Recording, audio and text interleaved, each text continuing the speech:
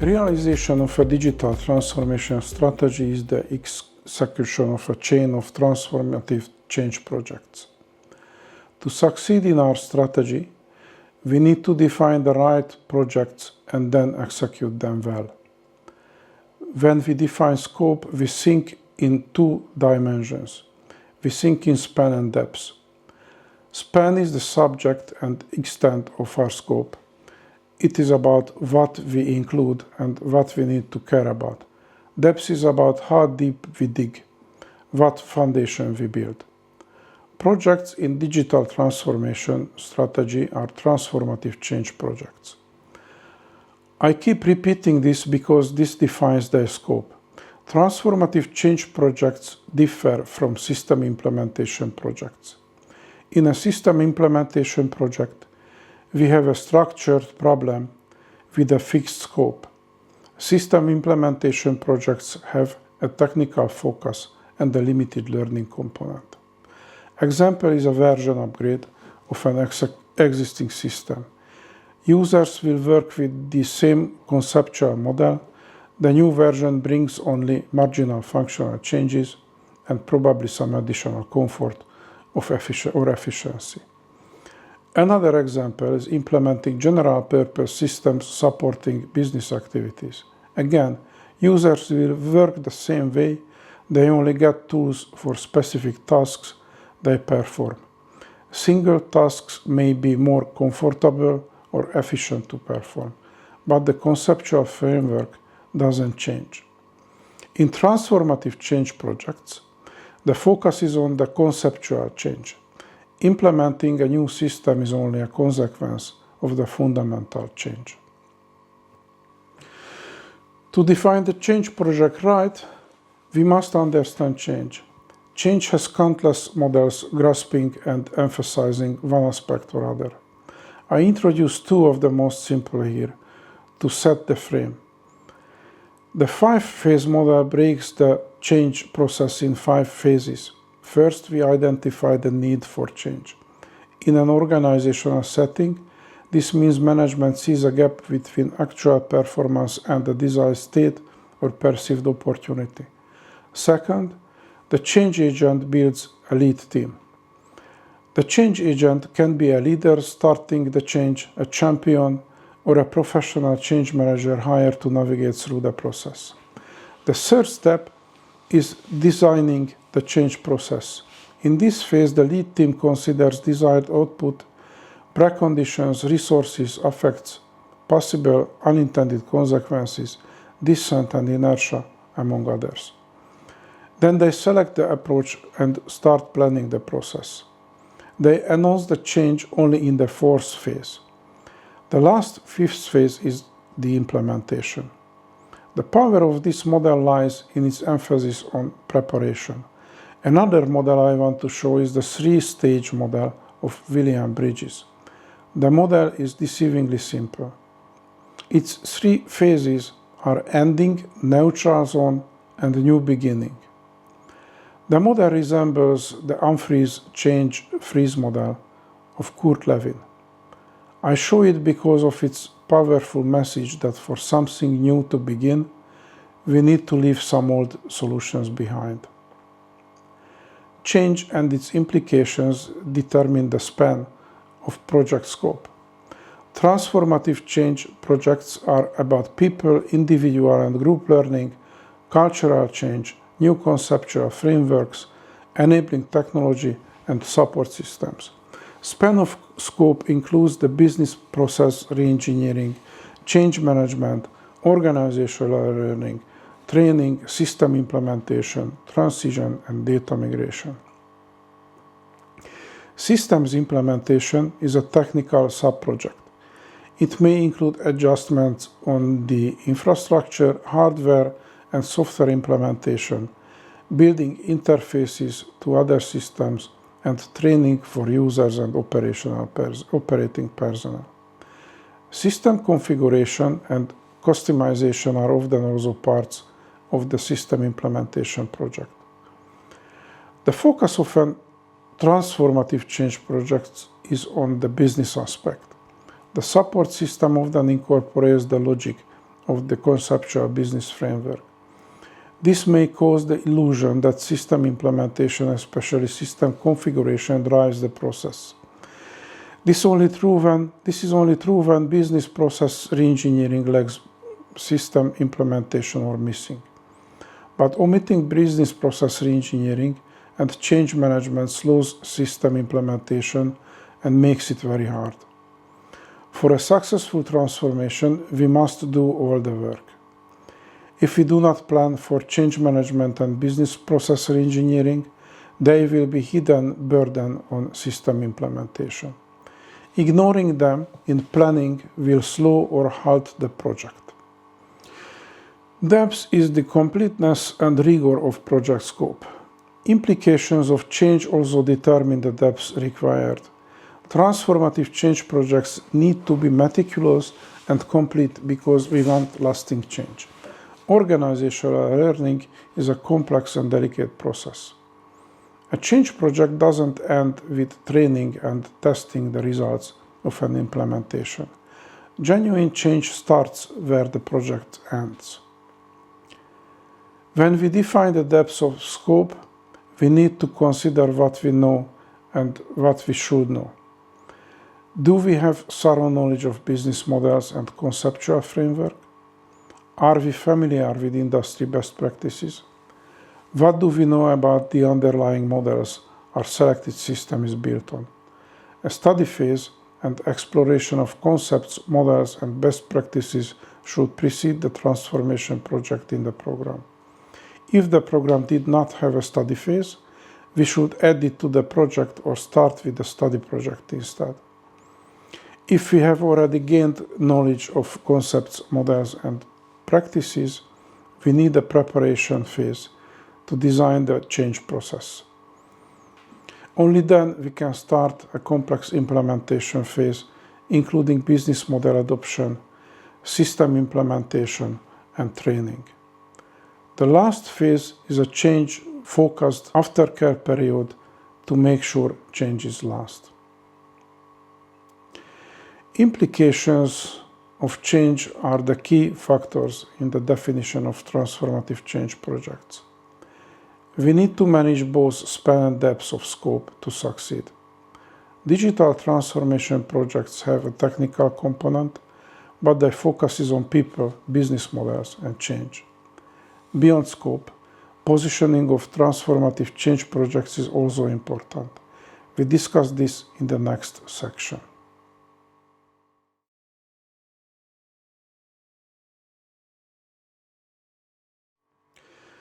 Besides scope, position in the organization's portfolio also affects the success of digital transformation project.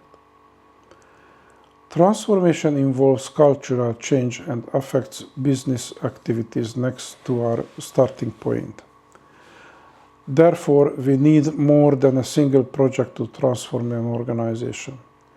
We start somewhere, but we need a program of interrelated projects to finish. Change in transformation are fundamental. Deep changes in organizations need strong executive support. Transformation projects are strategic or destined to fail. So digital transformation is a strategic initiative. What does this mean? First, we cannot transform with below-the-radar, low-budget stealth projects. The initiative and all projects on the roadmap must have clear champions and committed executive support. Second, the CIO must be engaged in setting direction and driving progress. Once business leaders recognize the benefits of transformation and initiate the change, the CIO needs to take the lead. To explore solutions, clarify interdependencies, demonstrate integrated platform benefits, generate and analyze alternative paths are all CIO responsibilities. Third, transformation champions must build a winning coalition. They must engage stakeholders, convince skeptical leaders, and make stakes clear. It's key to share the story with members of the organization. Leaders should tell them what is and what could be. Transformation projects are strategic because they involve cultural change. No organization can survive with two cultures, so transformation cannot be partial or it will not last. When culture changes, it destabilizes the organization. We cannot change without this creative destruction. So destabilization is not a problem until we stop. But incomplete transformation either rolls back or leads to chaos. Repeat the cycle and chaos becomes an acronym in your organization. An acronym for CIO or CEO has another outstanding solution. If you do not treat transformation as a strategic initiative, if you downplay transformation projects, you end up with failed projects and undermined credibility in change. When members see that the organization tries but cannot change, they may lose faith in its future. There are different ways to start digital transformation. Top-down approach starts with a strategy and a roadmap. The initiative becomes a formal program in the organizational portfolio with a governing body, sponsor, program manager, plans, and all the bells and whistles of programs in the organizational portfolio. Often, transformation starts in a corner of the organization with a strong case and ambitious and competent team. If this limited transformation project addresses an important pain point of the organization, it may gain momentum and act like a snowball triggering an avalanche. But the case must be strong enough to activate and maintain committed top-level support throughout the project and beyond. So we can start transformation with distinct cases, also serving as learning opportunities. But we need committed executive support and develop a full-fledged digital transformation strategy later down the road. We can start digital transformation in various ways, but there is only one way to end it: total transformation. Partial transformation will not last. When you transform one business activity but you stop, you create an efficient island in the organization act with better tools. An efficient island in a traditional sea cannot contribute to overall results. It completes its task fast and waits for others. The only way to realize some benefit from such an island is making it lean enough to other units being able to keep pace. How you make a unit lean? You reduce its headcount. A more efficient unit will cope with its task with a smaller headcount, and you eliminate slack, but there are consequences. With this solution, you punish your best team for the achievement and send a powerful negative message to the entire organization. So your only option is to go forward until you transform the entire organization. Digital transformation belongs to the strategic level in a project portfolio. Once we start transformation, we cannot stop before transforming the entire organization. The process is complex and fundamental. It requires committed support from top management and the mobilization of entire organization. Change is a crucial component of this strategic endeavor. We look at managing change in the next section.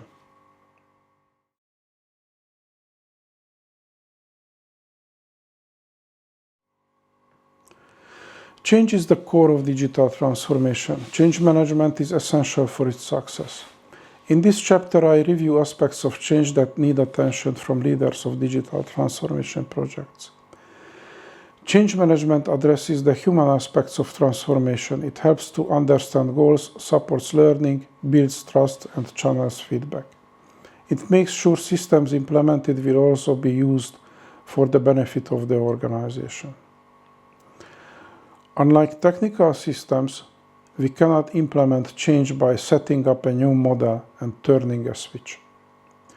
People understand, learn, develop new skills, and practice during the change. This takes time and effort. It also pushes them out of their comfort zone. Change management must take the lead and go ahead of the project. project manager and leaders must understand change before they can navigate for success. Change management must prepare people affected. When people understand benefits and prepared for the inconvenience of learning in advance, the project meets less perceived resistance. When leaders understand the change process, they do not take inertia and confusion as resistance. The first task of change management is to raise awareness of the complexity of change.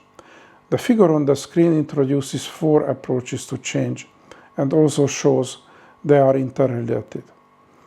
In digital transformation, we aim for results.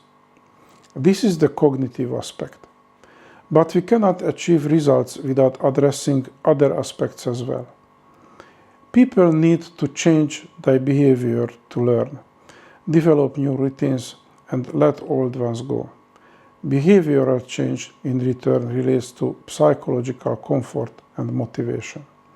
Project managers need change management support to address these aspects. Change affects people and they respond to it. This response follows a typical pattern and time course captured in the figure on the screen. The Fisher curve is a sophisticated version of the Kubler-Ross curve. I like to use it here because it reveals the traps of the change process. As change pushes us out of our comfort zones, we respond with feeling confused and uncomfortable. Once we understand the stakes and see benefits, we get excited and eager to go on until complexity hits. As we face challenges, we may doubt we can succeed, but we also find solutions down the road and succeed. The main curve captures this roller coaster. But the change process may get derailed, and as indicated by the forks from this main curve. We may end up with a partial solution, taking an easy exit, or fail. The roller coaster relates to learning. We can replace machines and software, but when change involves people, learning is key. Transformation requires people to learn new skills and develop new routines. But what they should not do is just as important. Often, the need to release established routines blocks the way of learning. We need to go through several steps to change our routines and habits. We need to forget, learn, and practice to replace established routines with new ones. The figure on the screen summarizes this process. When we change how we work, we start with noticing our limitations. Our daily work relies on routines we practiced over the years and follow unconsciously. This is our unconscious competence. We are competent to the level we need not pay much attention to routine tasks. If these routines work, we need not think about other ways of doing things. As a result, we are not aware of our lack of skills. We need not care. This is unconscious incompetence. This is our blind spot.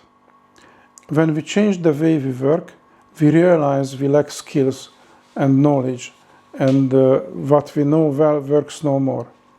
In this first phase of learning, we face our limitations and recognize the need to learn.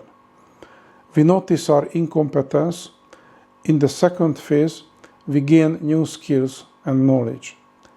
We become competent again. But we need to pay attention to routine tasks until we practice enough to develop new schemes in our mind. Once we practice enough, we regain our unconscious competence in the new setup. We develop new routines. If we want lasting change, we need to go through all these phases. So far, we spoke about change at an individual level. Organizational change results from individual changes and organizational learning. This adds a second layer of complexity. Beyond learning the skills to their job, people also need to learn the new configuration.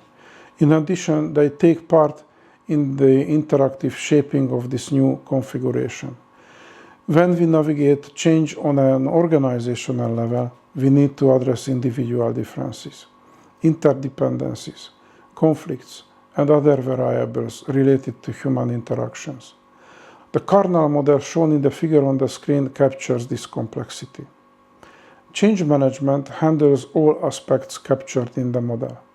The change manager needs to deal with organizational politics to secure vital support. Culture is also important.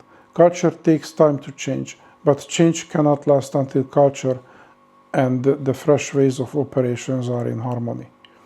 Change management also needs to take care of the transition process. Facilitation of learning on individual and organizational level is a change management responsibility. We need to cover all three bases to succeed in the creative external part of the change and in the internal human part alike. Change cannot last if we develop poor solutions, but rebuilding self-esteem through improved performance is also necessary. We reach our goals in change only when we have both new solutions and unconscious competence in the new context. Organizations can outsource system implementations and software configurations, but learning is internal. We cannot buy new skills. We may buy books, training materials, and hire experienced trainers, but we still need effort. So change management must take the lead in the transformation process. How can change management lead? It should take the initiative in every stage and navigate the organization through the complexity of change. The first step is to explain what the change is about. Show the benefits and show what can the organization lose by not taking the opportunity. Build the pressure of urgency around meaningful, significant story. Then we need to build a winning coalition of evangelists, leaders, and experts supporting the case. Members of this coalition shape the vision and develop a strategy for change. This is the point where we mobilize the rest of the organization. We communicate the story, vision, and strategy. We persuade people to join and support the case. The next step is to move in the envisioned direction. This phase is where transformation projects kick in. Once we start action, we achieve results and face challenges. Celebrate achievements and learn from failures. Celebrate milestones and closures of projects. But do not be overconfident. Transformation doesn't end when system implementation projects and trainings complete. Change management needs to track the evolution of cultural changes and make sure culture develops and changes last. Change management is essential for successful transformation. Like a captain on a ship, the change manager boards first and leaves last. Change management focuses on the learning process at individual or organizational level. It deals with the complexity of individual learning and its psychological aspects, and organizational learning and its interference with the technical aspects of transformation. Successful transformation is impossible without dealing with the human aspect of change. But we also need a plan. We look at the program structure of digital transformation in the next section.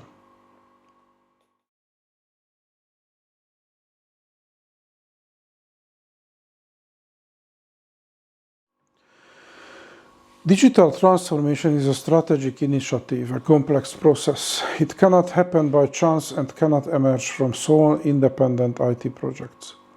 We want digital transformation to be a pillar of our deliberate strategy. So we need a plan. This section is about the plan. As a major initiative of our deliberate strategy, we execute digital transformation as a program in the organization's portfolio. It is a complex program affecting core capabilities of the organization. Therefore, we need careful planning. The program starts with exploration, learning, and planning. Before planning all further steps, we need to know our organization, our goals, and the basics of the models we can use. We need to map information flows in our organization so we can explore opportunities and dependencies. We need to learn about models and best practices to set the right goals. Also, we need to map the information flows we envision in our transformed organization. The next step is developing a roadmap and establishing a governance structure. These structures hold our transformation endeavor together and handle project interdependencies. Discovery of new models and solutions, learning about industry best practices, and funding our novel solutions to maintain a competitive edge are key to successful digital transformation. How can we navigate the exploration from the start to the end of our journey? How can we traverse an uncharted terrain? We can borrow an approach from new product development, where we often face similar challenges.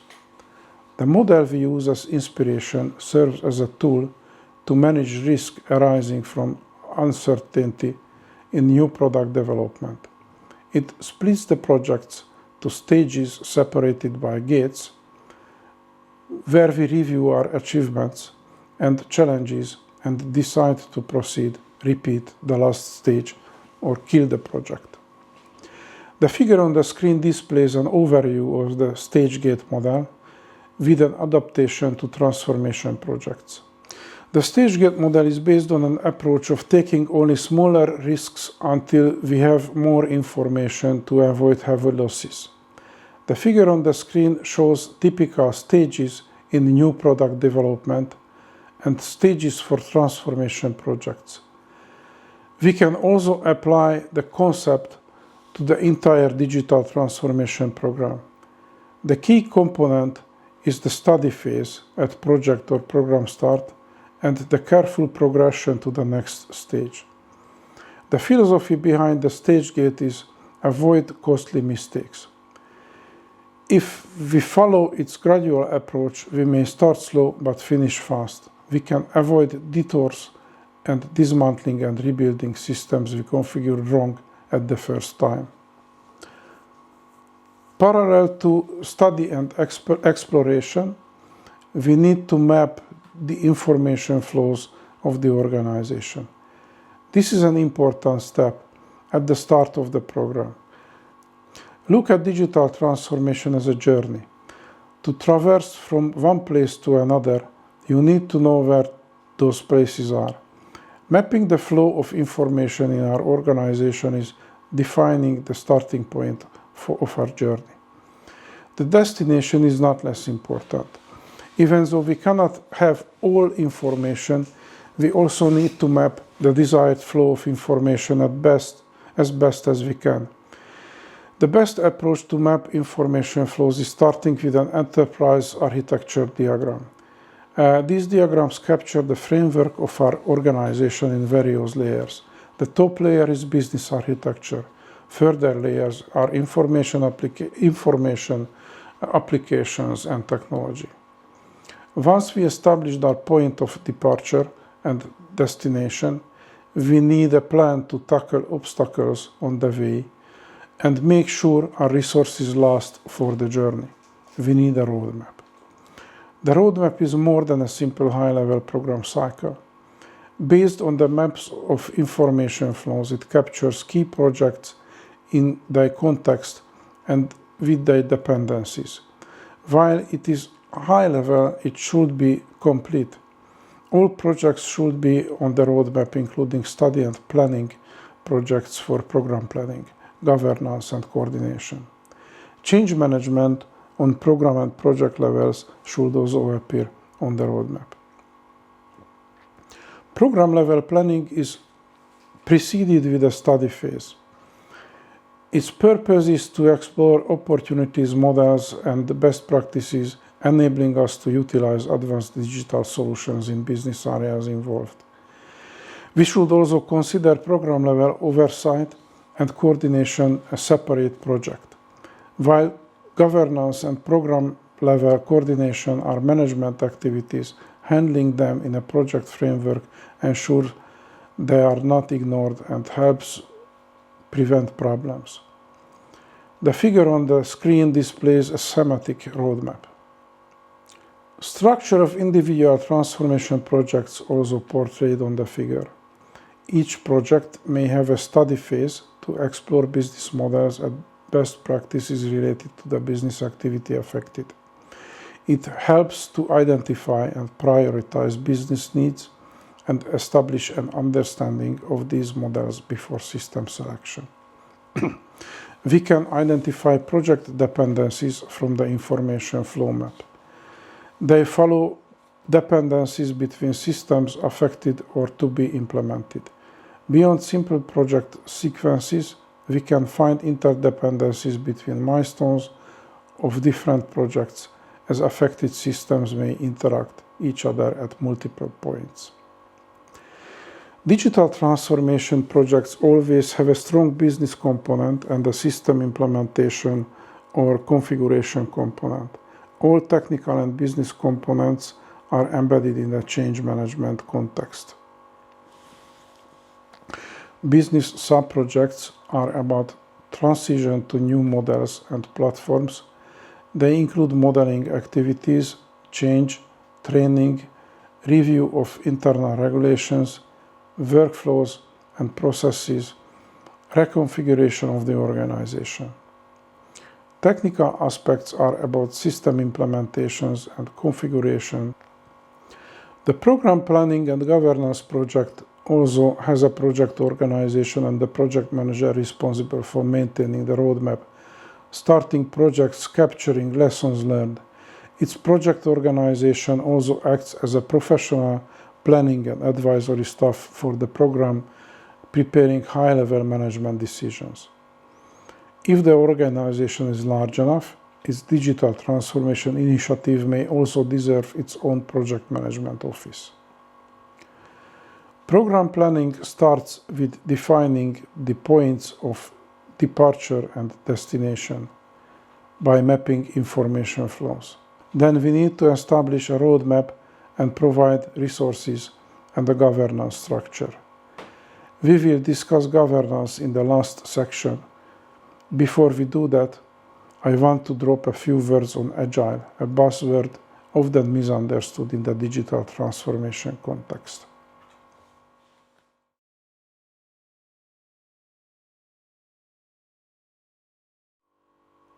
Agile is trendy and has been spreading fast in the software industry in the past decades, spilling over to other industries as well. But Agile is often misunderstood.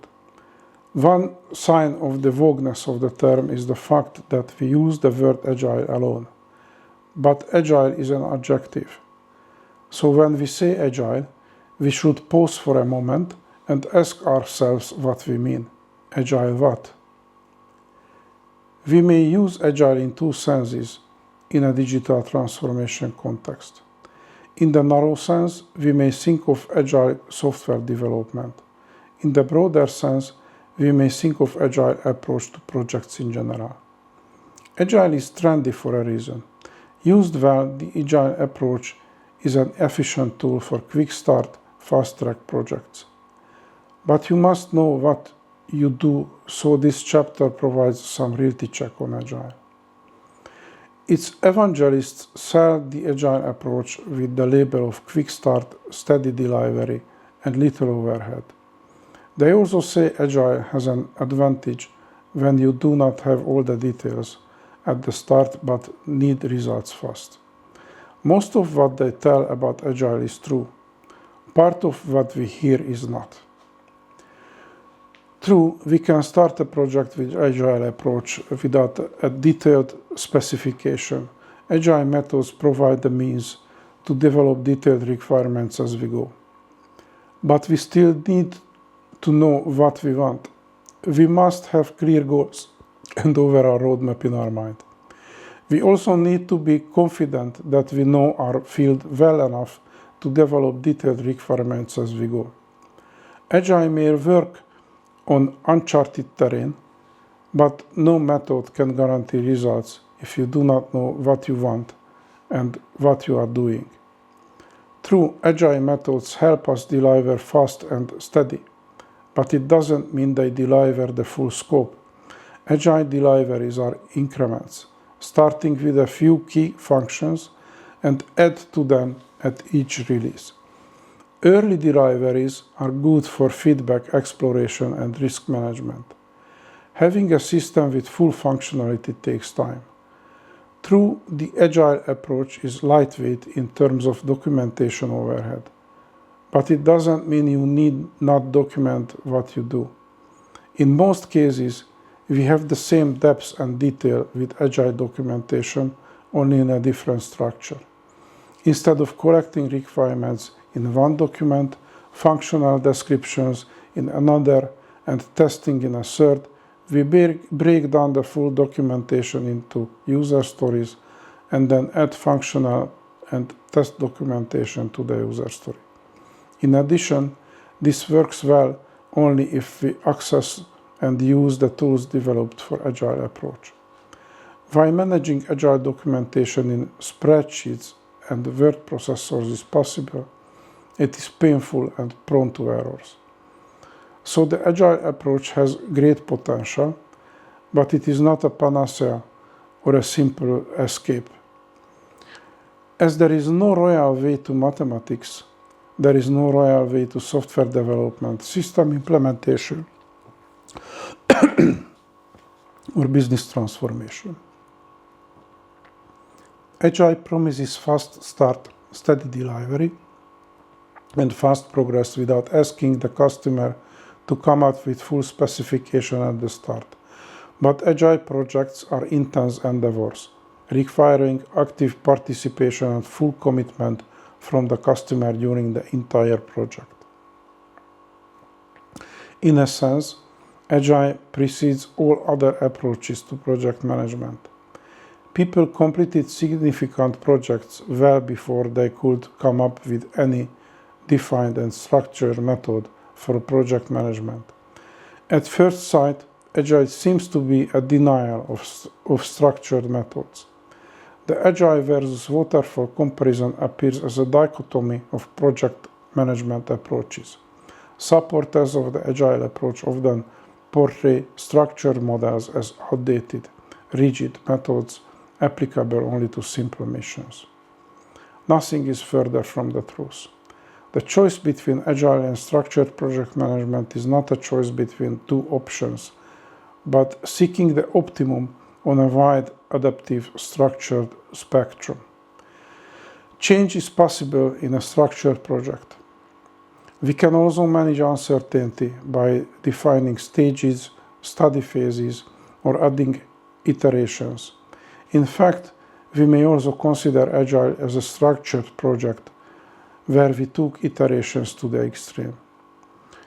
There is more than one dimension in selecting the right approach to our project. The Agile Practical Guide introduces 4 project cycle categories along 2 dimensions. The first dimension measures change. The second, the frequency of delivery. The 4 life cycle categories are predictive, agile, iterative, and incremental. And the guide emphasizes the continuous spectrum between predictive and agile extremes. According to the guide, predictive methods work best with low frequency of delivery and few changes. Agile methods fit projects where changes and delivery are frequent. Projects with lots of changes but few deliveries are iterative. Projects with frequent deliveries but few changes are incremental. This is a more accurate view, but leaves out risk from the calculations. High-risk projects with life and death consequences call for structured methods. In these cases, we handle uncertainties with study and experimental phases in a controlled manner. Last but not least, we may also combine agile and structured elements in the same project. So never choose agile only to avoid developing a specification. Choose agile for a valid reason. Before we can work with the Agile approach, we need to understand it. Go Agile only when you know what you are doing. If you go Agile without knowing its limitations and adopting its principles, do not blame the method for failure.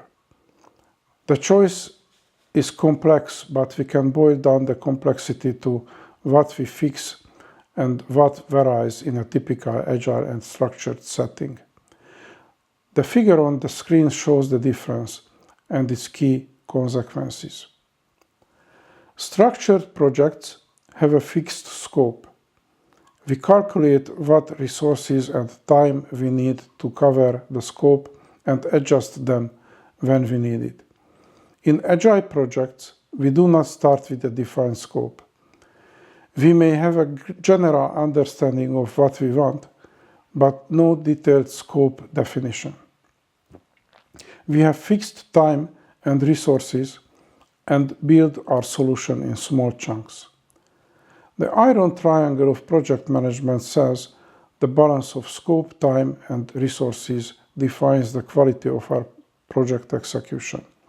For a large scope, we need more time and resources. While there are trade-offs between time and resources, extremes are less efficient than a balanced mix. Structured and Agile projects differ when we face a challenge and our progress slows. In structured projects, our fixed scope leads to quality problems when we underallocate time and resources. In Agile projects, quality doesn't suffer, but we realize a smaller scope. This is a choice between fewer bugs or fewer features in software development. As Agile works with a variable scope, transformation projects cannot follow the Agile path. We can introduce Agile components for system customization, for example, but adoption of a new business model calls for a fixed scope. Once we have our business framework, develop the clear roadmap, and have a product owner to lead the project, we can rely on Agile sprints for system configuration, but be prepared to add sprints to cover the entire scope if progress is slower than expected. One more word of caution on Agile is still needed.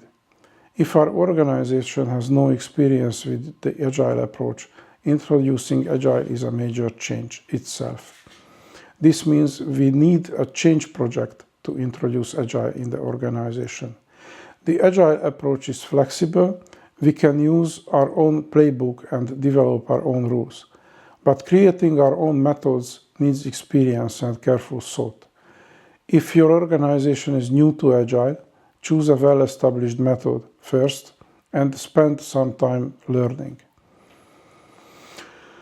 We not only have a wide selection of project cycles in the adaptive structured spectrum, we may also mix Agile and structured elements within a project.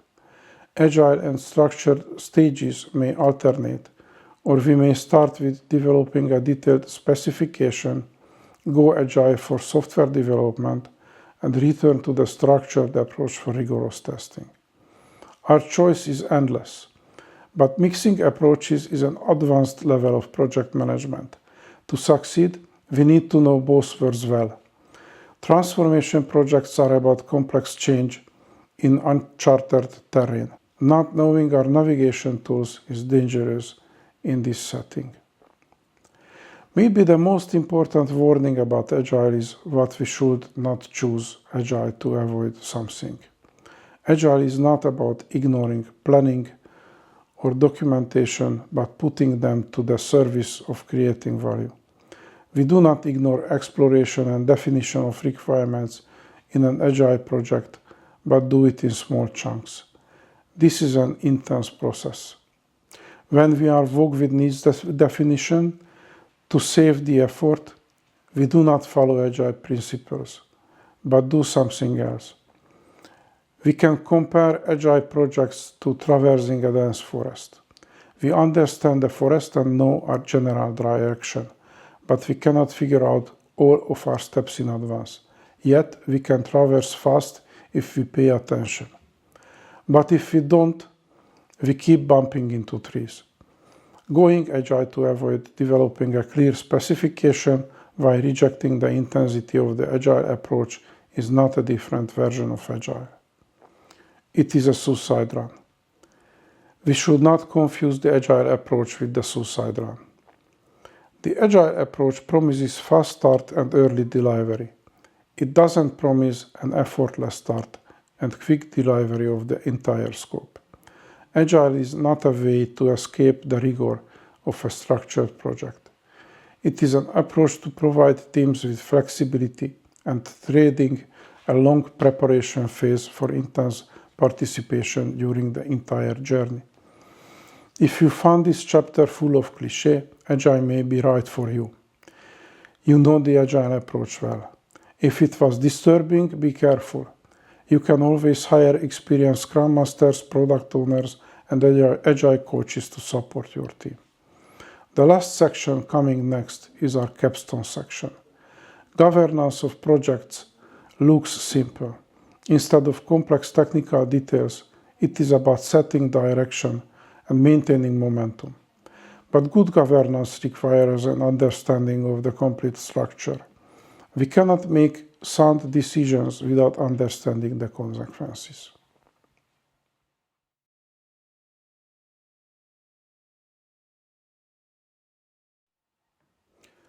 Digital transformation is a fundamental change affecting and involving the entire organization. Success depends on coordinated effort of functions, units, and individuals involved. We need to focus on details without losing the big picture. Coordinated effort needs sound management on project level and good governance on program and strategic level. We cannot expect people working on details to keep direction and momentum without someone responsible for the vision. This section discusses program governance, its structure, responsibilities, and its importance. Strategic programs involve members of multiple units, even on the project level and below. Their complexity and extension requires multi-level management structure matching the breakdown of the program. The program comprises projects, so the mid-tier of the program management is project management. Transformation projects are complex themselves, so we need all the bells and whistles of professional project organization. Depending on the approach you choose for the particular project, its organization can follow agile or structured principles with a product owner or project manager being in charge. Most likely you need a project manager for two reasons. First, pure agile transformation project is viable in a program context but rare.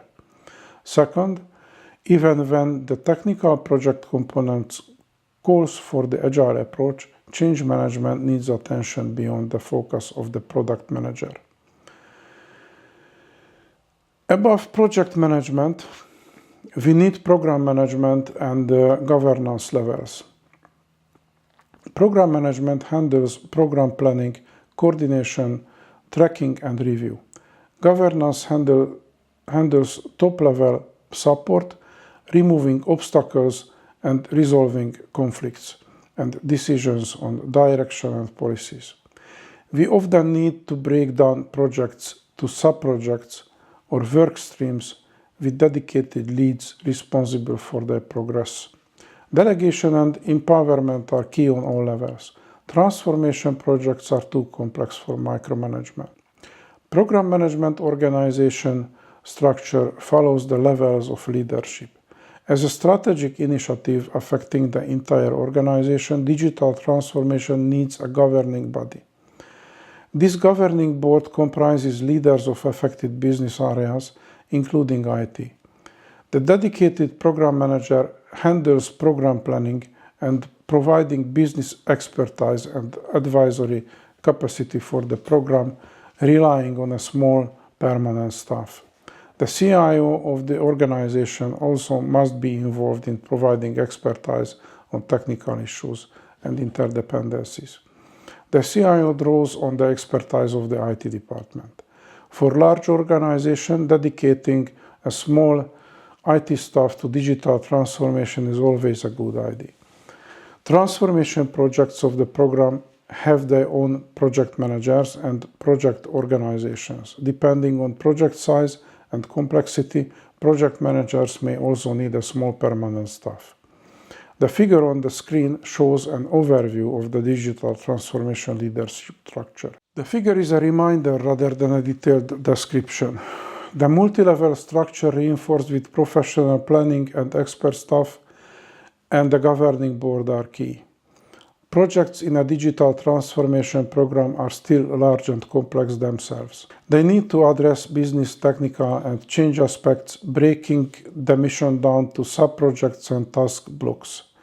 Project managers must be able to delegate responsibility for sub-project to senior team members or junior project managers. Project managers also benefit from a professional staff, which is essential for large and complex transformation projects. The staff plans, tracks progress, reviews plans and outcomes, and support decisions. They support the project manager, sub-project leads, and team members alike. The staff is not a simple pool of administrative capacity.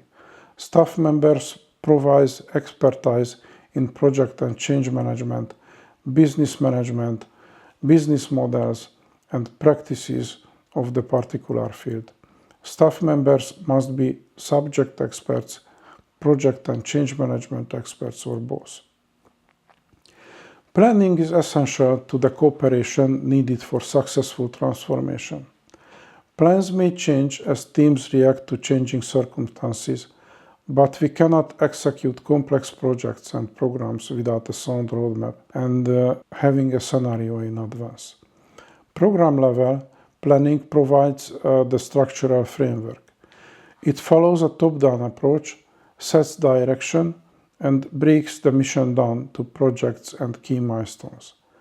The goal is to identify and manage dependencies without restricting project managers. Effort and resource estimates are bottom-up because effort estimation is more reliable for the small routine activities building up the projects.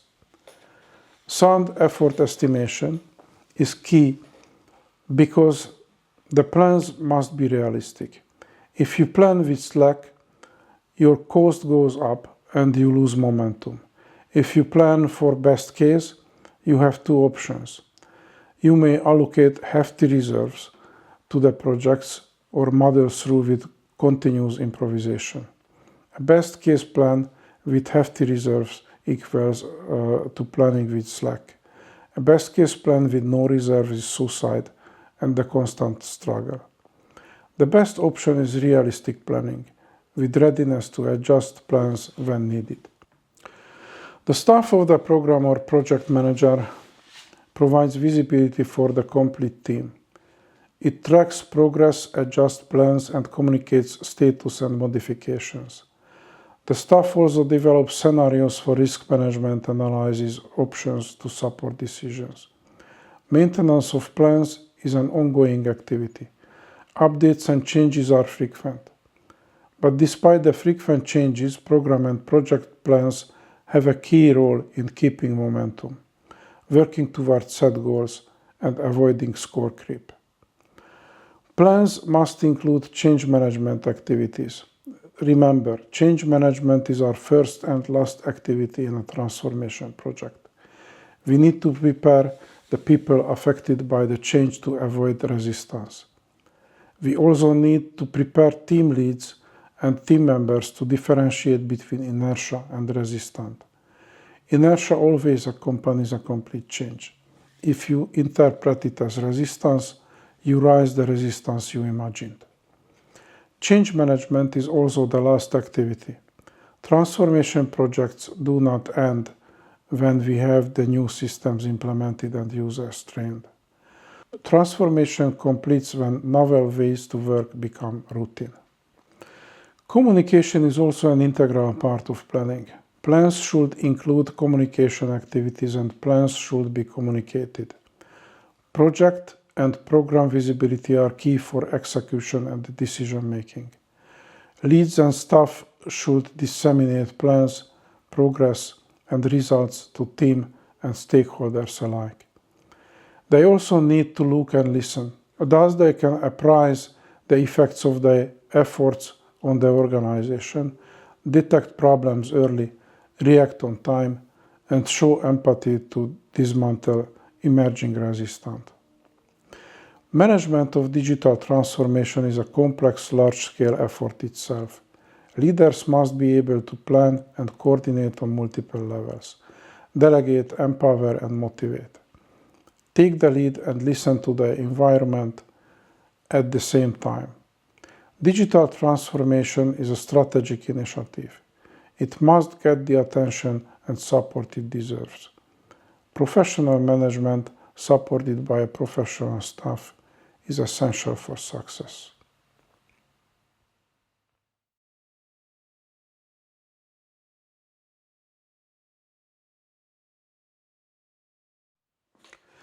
Even if we accept the importance of digital transformation, is not this too much? Do I exaggerate or expect a level of attention impossible to provide in practice? After all, we do not drive digital transformation in vacuum. Leaders and members of the organization also have other priorities. There is always a time pressure. People may lack experience. Can we complete digital transformation right at all? What if we cannot do it right? Well, it will be slow and expensive. We will need several iterations to get the same results. Shortcuts and quick savings always have a heavy toll in complex programs like digital transformation. But we can do it. If we have strong motivation and stamina, a trial and error approach may work. True, we will not get the same results. We are likely to exceed budget and miss deadlines. We will have detours and we will end up redoing work to get it right the second or third time. But it's still worth it. Remember, digital transformation is not about technology. It is about people, learning, and new ways of cooperation enabled by technology. So the most important aspect of digital transformation lies in its organizational learning potential. Even if we take an inefficient path, we learn during the process. If we persevere, we develop an experienced team which gets familiar with change and sees things in a different way. Even our detours may be sources of innovation. While adopting industry best practice is a safe and efficient way to go, wandering into uncharted territory may bring new exploration. But be careful. Do not expect these discoveries to make up for your inefficiencies. An indisputable gain of the trial and error approach, however, is lessons learned from these inefficiencies. Starting with transformation project the wrong way will help you understand why we need so much consideration. Besides, perceiving digital transformation a messy process doesn't mean you are not doing it right. Learning is messy. Transformation is messy. We leave a familiar environment to implement models and processes we not yet understand. It is natural to feel insecure in the middle of transformation.